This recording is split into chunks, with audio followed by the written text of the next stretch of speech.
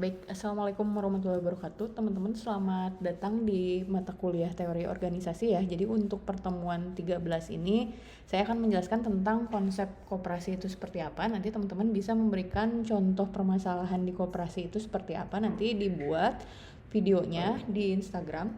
Sekitar maksimal itu 5 menit, teman-teman, berkaitan dengan permasalahan koperasi itu apa sih yang terjadi di Indonesia. Nah, mungkin saya akan lebih banyak ngebahasnya tentang gimana sih organisasi ini berfungsi pada sistem koperasi sendiri, teman-teman. Kalau misalkan kita bisa asumsikan ya, teman-teman kan sudah belajar berkaitan dengan komunikasi organisasi seperti apa, model komunikasi organisasi itu seperti apa, ada yang top and down gitu ya, terus juga ada yang melingkar dan bentuk-bentuknya itu seperti apa. Manakah yang lebih efektif gitu berkaitan dengan teori organisasi yang akan kita gunakan khususnya di dalam koperasi itu apa sih gitu ya.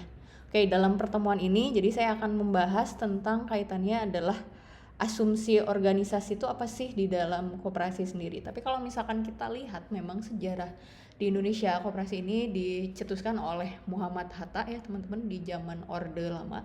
Pada saat itu memang organisasi berfungsi sebagai alat untuk peminjaman khususnya di dalam bidang koperasi sendiri. Soalnya pada saat itu memang terjadi adanya sejarah berkaitan dengan inflasi sendiri, teman-teman, yang kaitannya pada saat itu memang ekonomi yang ada di Indonesia sedang merendah. Bagaimana ternyata pada saat Orde Lama, pada saat itu Presiden Soekarno menyatakan bahwa Indonesia tidak bisa menjalin kerjasama dengan negara-negara asing, dan itulah yang membuat terjadinya inflasi. Nanti teman-teman ketika ada waktu ya bisa dibaca berkaitan dengan sejarah berkaitan dengan inflasi itu seperti apa, khususnya di tahun 1960-an teman-teman, pada saat awal-awal kemerdekaan tersebut, dan ini akan berdampak terhadap kegiatan khususnya ya yang akan dibahas berkaitan dengan koperasi sendiri.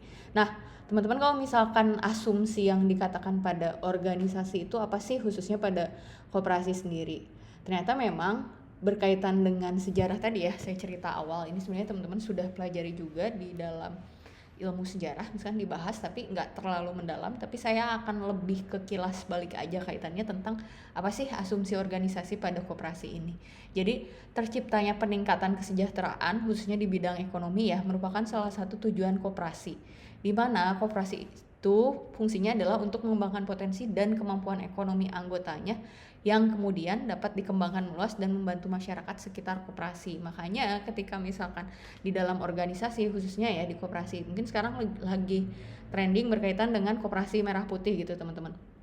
Kenapa lebih banyak orang yang memilih organisasi khususnya di dalam bidang koperasi bila dibandingkan dengan bidang lain, seperti kayak contohnya adalah seperti FIF ya dalam dana peminjaman, dan juga mungkin sekarang lebih banyak potensial fenomenanya adalah lebih banyak orang ini lebih gampang meminjam terhadap bank online khususnya seperti Shopee Pinjam gitu ya teman-teman. Kenapa fenomena ini bisa terjadi? Karena dalam akses yang mudah dijangkau, lalu juga tidak perlu repot-repot ke bank dengan suku bunga yang memang jauh lebih tinggi bila dibandingkan dengan bank konvensional pada umumnya. Tapi kalau misalnya kita lihat, ternyata kalau berkaitan dengan organisasi di dalam koperasi ini, ketika teman-teman menjadi anggota koperasi ya, itu mendapatkan benefit sendiri, bagaimana peminjamannya bunganya lebih rendah bila dibandingkan dengan perusahaan lain, atau misal teman-teman bila bandingkan dengan Shopee Pinjam dan beberapa bank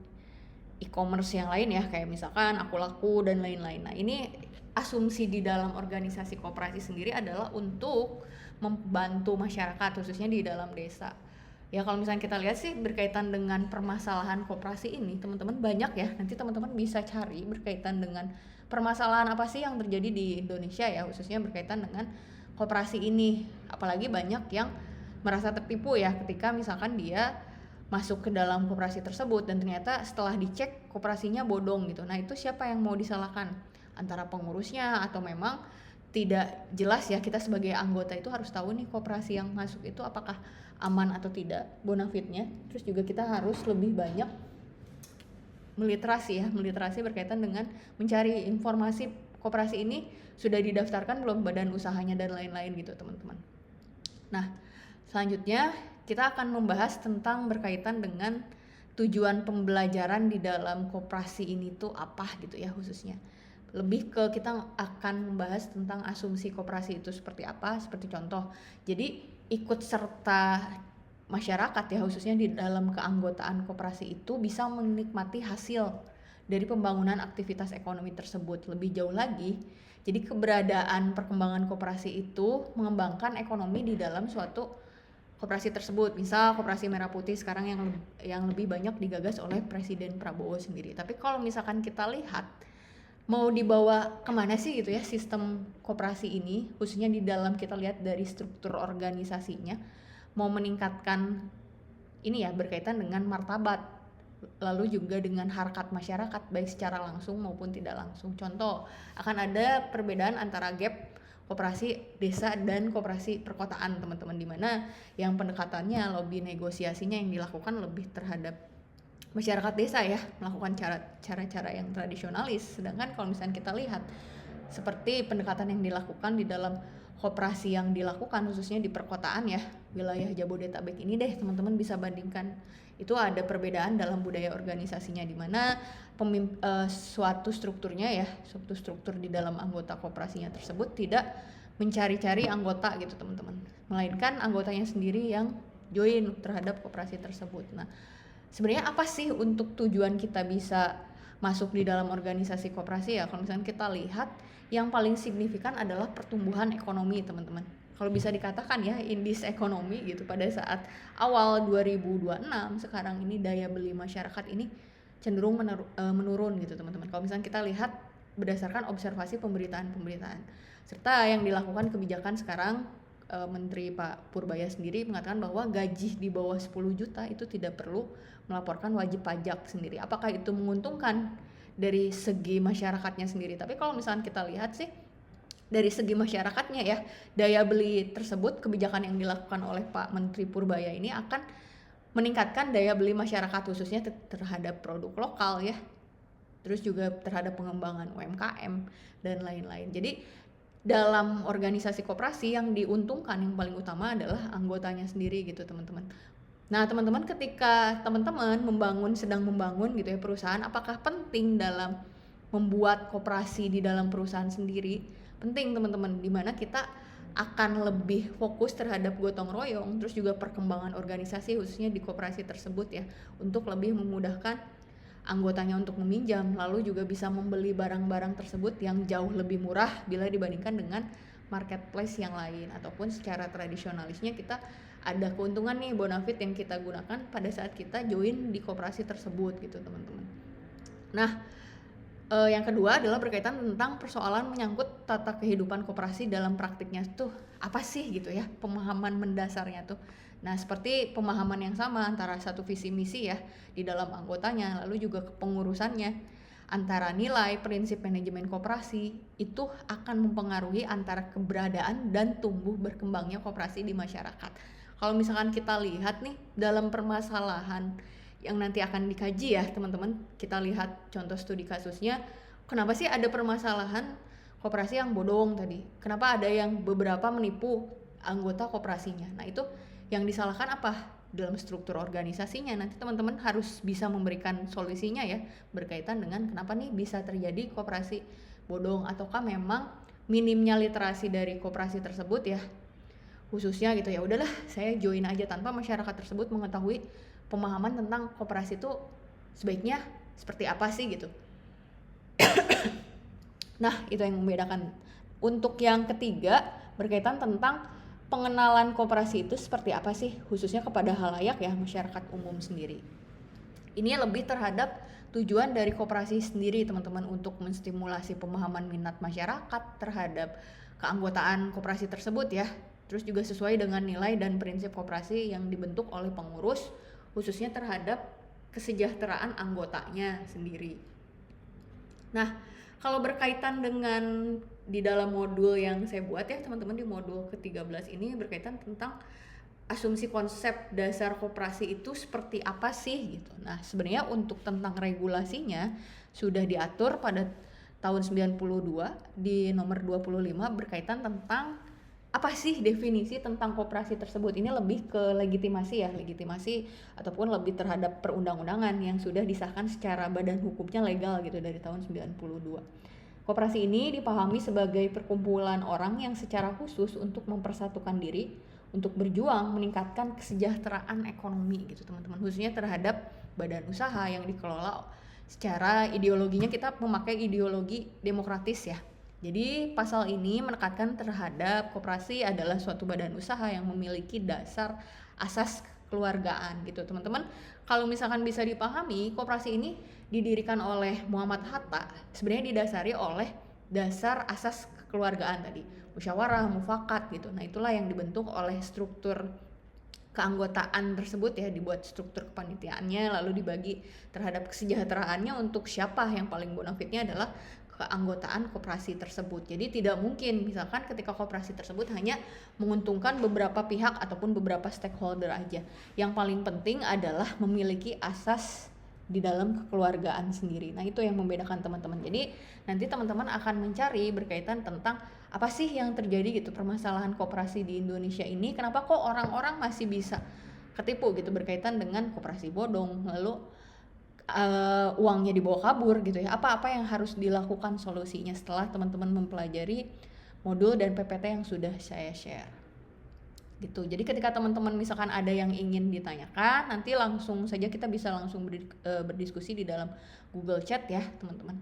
Nah berkaitan dengan organisasi koperasi itu apa sih, kalau diasumsikan di dalam buku yang saya kutip ya berdasarkan dari teori organisasi, dikatakan bahwa organisasi koperasi ini terbentuk memerlukan pelaksanaan manajemen koperasi yang mengenai tentang bagan struktur organisasi ya teman-teman sudah bisa dipahami tentang siapa saja yang memegang divisinya, lalu juga untuk kepala koperasinya siapa, sekretaris dan bendahara itu harus secara terstruktur memiliki kepakeman gitu di dalam organisasi tersebut, digambarkan di dalam bagan struktur organisasi ya, dimana ini memang bersifatnya lebih formal bila dibandingkan dengan keanggotaan misal kelembagaan yang lain. Tapi kita nggak ngomongin kelembagaan keuangan, skupnya ini lebih terhadap kelembagaan koperasi tadi susunannya seperti apa, lalu luas cakupan organisasi koperasi itu kemana aja sih fokusnya. Sedangkan yang kedua ini, asumsi yang kedua ini lebih terhadap menjelaskan posisi gitu ya, terus juga fungsi tugas kewajiban tiap anggota itu seperti apa. Ini regulasinya sudah diatur secara formal di dalam Undang-Undang Republik Indonesia nomor 25 tahun 92. Nah, di mana ini lebih membahas tentang anggaran dana, anggaran rumah tangga koperasi seperti apa, lalu keputusan rapat itu seperti apa. Dan yang perlu di-highlight adalah dalam struktur organisasi koperasi teman-teman, mayoritas keanggotaan itu memiliki hak yang sama ya. Ketika misalkan ada perbedaan pendapat, kita memakai teori gitu, istilahnya lebih ke majority, di mana pendapat tersebut yang lebih banyak, misal 8-2, yang menang adalah mayoritas yang memilih anggotanya misal ingin lebih fokus terhadap koperasi ini di bidang lingkungan misalkan seperti itu. Atau Bu, bagaimana misalkan ketika adanya perbedaan pendapat di dalam struktur organisasi koperasi tersebut? Ya pasti akan ada ya kalau untuk perbedaan pendapat sendiri. Tapi kalau misalnya kita lihat dari teori silent majority gitu, dimana memang pendapat mayoritas yang akan lebih banyak digunakan bila dibandingkan dengan pendapat yang minoritas tersebut. Nah jadi fungsi ini lebih ngebahas tentang fungsi rapat di dalam koperasi itu apa sih, khususnya di dalam struktur organisasi. Pertama adalah menetapkan dasar anggaran ataupun disebut dengan ART. Kedua, menetapkan kebijaksanaan umum di bidang organisasi, khususnya di dalam manajemen dan usaha koperasi tadi, mau fokus kemana. Misal koperasi ini lebih terhadap mengurangi dampak lingkungan gitu, berarti kita tidak menjual sesuatu hal yang menggunakan bahan plastik, seperti dalam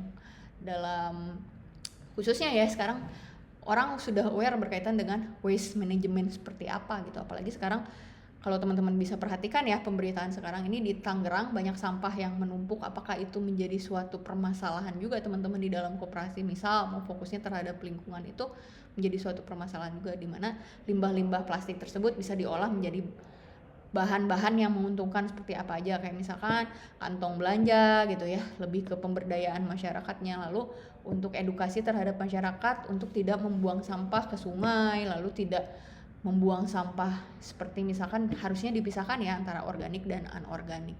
Nah itu misal mau fokus terhadap sistem koperasi lingkungan gitu. Tapi kalau misalkan Bu mau fokusnya terhadap koperasi yang biasa aja gitu khususnya ya itu tergantung terhadap visi misi perusahaan teman-teman sendiri itu yang akan didiskusikan dengan keanggotaan koperasi sendiri gitu teman-teman.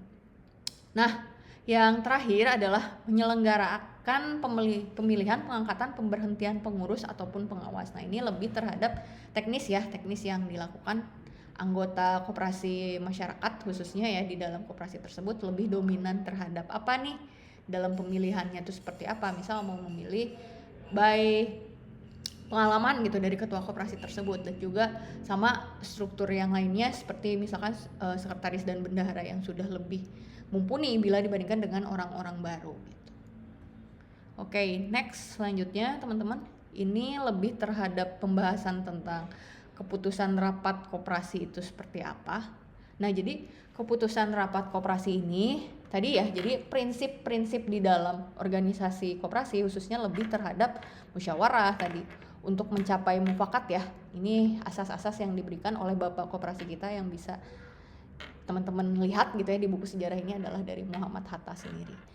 Jadi apabila tidak diperoleh keputusan dan cara musyawarah, maka pengambilan keputusan dilakukan berdasarkan suara terbanyak tadi yang seperti saya bahas berdasarkan dengan teori silent majority di mana kita akan memilih dominan pendapat yang lebih orang memilih misalkan 8-2 berarti keputusan tersebut adalah yang lebih banyak dipilih oleh anggota koperasinya sendiri. Nah, kalau yang kedua ini apa nih yang membedakannya gitu? Dalam hal dilakukan pemungutan suara tadi. Setiap anggota memiliki hak satu suara, misalkan dalam pemilihan ketua, dalam pemilihan organisasi ya, khususnya di sekretaris dan bendaharanya itu seperti apa, itu akan teman-teman bisa pilih gitu ya berdasarkan dari tadi tingkat yang lebih banyak dipilih adalah dia yang menang gitu. Nah, jadi dikatakan bahwa di dalam modul teori organisasi, hak suara dalam koperasi sekunder ini dapat diatur dalam anggaran dasar dengan mempertimbangkan jumlah anggota, jasa usaha koperasi anggota secara berimbang gitu. Ini regulasinya diatur di Undang-Undang tahun 92. Nah, berkaitan dengan contoh kasus ini, teman-teman nanti teman-teman unggah di media sosial ya, mau di Instagram ataupun di YouTube berkaitan dengan mencari contoh kasus peran lembaga koperasi ini, permasalahan yang terjadi ya. Saya membebaskan mau di tahun berapa aja tapi harus beserta dengan solusi maksimal tadi adalah 5 menit ya di dalam pembahasan tersebut. Misal berkaitan dengan koperasi bodong nih Bu, apa yang terjadi permasalahannya, teman-teman bisa observasi gitu ya permasalahannya apa, lalu dilakukan solusinya tuh seperti apa, seharusnya seperti ini gitu di dalam struktur organisasinya gitu. Jadi prinsip dasar di dalam koperasi sendiri itu harus musyawarah dan mufakat. Jadi ketika tidak mementingkan hak anggotanya berarti itu bukan masuk terhadap koperasi sendiri, khususnya lebih terhadap ya itu hanya bonafit terhadap dirinya sendiri gitu ya dalam membangun koperasi, berarti itu sudah sangat jauh dari azas-azas koperasi sendiri.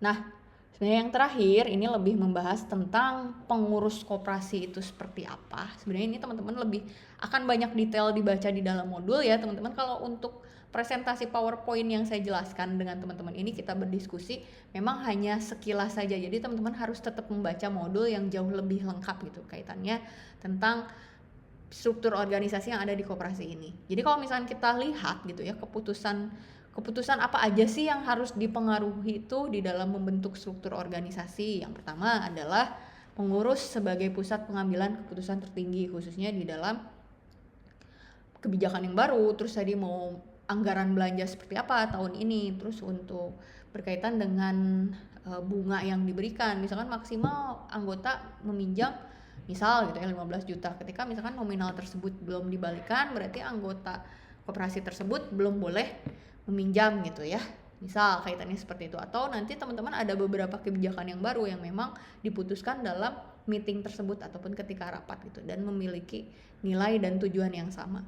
Nah selanjutnya sebenarnya ini lebih ke kaitan tentang pengambilan keputusan teman-teman, kayak misalkan fungsinya untuk pengurus tuh apa sih gitu, kita breakdown tuh.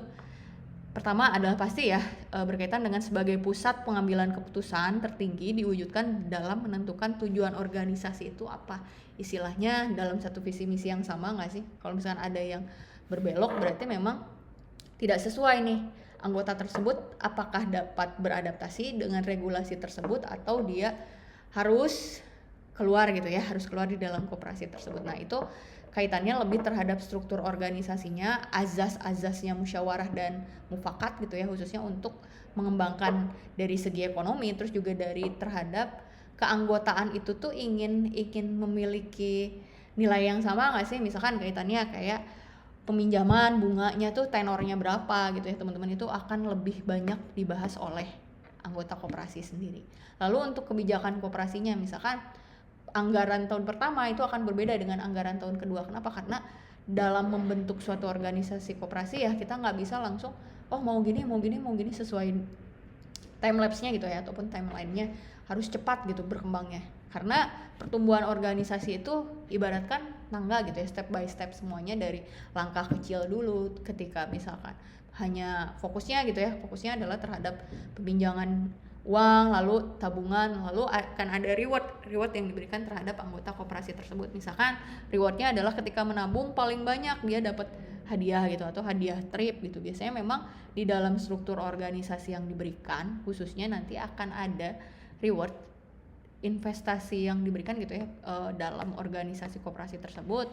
Misal dapat angka berapa gitu. Nah itu karena prinsipnya musyawarah dan mufakat, biasanya akan dirapatkan kembali uangnya, akan menjadikan modal kembali, atau mau dijadikan trip nih gitu, trip jalan-jalan biasanya di awal tahun nih. Ini tergantung keputusannya ada di anggota koperasi tersebut gitu teman-teman. Tadi ya misalkan kebijakan koperasinya mau lebih terhadap peminjaman dengan bunga ringan yang terhadap anggotanya, itu bergantung tadi terhadap struktur organisasi dari koperasinya tersebut. Yang terakhir adalah berkaitan dengan kepengurusan. Jadi pengurus ini merupakan perangkat organisasi yang diharapkan dapat membawa perubahan yang sangat besar ya dalam pertumbuhan organisasi tersebut, serta SDM-nya tuh sumber daya manusia yang baik gitu ya, menjadi sumber inisiatif. Terus juga akan ada inovasi yang dilakukan, perkembangannya itu seperti apa tahun pertama, tahun kedua, ketiga, 4, 5 sampai seterusnya gitu ya. Dan itu menjadi inspirasi terhadap pembentukan koperasi-koperasi yang lain gitu ketika telah sukses gitu teman-teman. Jadi saya harapkan nanti ketika teman-teman akan mencari kaitannya dengan kasus tersebut, kalau misalkan kurang paham, saya open to discuss teman-teman, mau dari WhatsApp ataupun dari Google Chat ya, seperti biasa di jam kerja dari jam 10 sampai jam 18 di hari Senin sampai Sabtu gitu. Mudah-mudahan bisa dipahami oleh teman-teman kaitannya tentang pertemuan kita ini. Nggak apa-apa ya kalau misalkan teman-teman Bu, hari ini saya ada berhalangan hadir gitu, tapi karena lumayan ya teman-teman jadwalnya sudah mulai padat, serta juga sudah mau UAS gitu ya, jadi kita akan lebih fokus berkaitan dengan project sendiri gitu ya, project dari exam dari soal teori organisasi tersebut, lebih ke project tadi, bukan ke soal lagi ya, tapi lebih ke representasi tadi yang akan kita bahas lebih di UAS. Itu lebih ke budaya organisasi seperti apa tadi yang saya katakan di pertemuan sebelumnya, seperti tradisionalis itu seperti apa budaya organisasinya, dan startup itu seperti apa. Jadi kita sangat apresiasi ya khususnya terhadap teman-teman ini yang bekerja sambil saya harus kerja, saya juga harus sambil belajar gitu. Saya sangat apresiasi, jadi saya tidak akan mempersulit teman-teman gitu. Jadi ketika ada pertanyaan jangan lupa tanya aja ya, harus dipahami gitu berkaitan dengan pematerian ini, nanti dibaca gitu. Nanti ketika ada yang bingung gitu ya, sebaiknya ditanyakan aja agar kita mengurangi miskomunikasi. Oke, itu aja yang bisa saya sampaikan pada malam hari ini teman-teman. Mohon maaf bila ada kesalahan kata-kata. Wabillahi taufiq wal hidayah. Wassalamualaikum warahmatullahi wabarakatuh.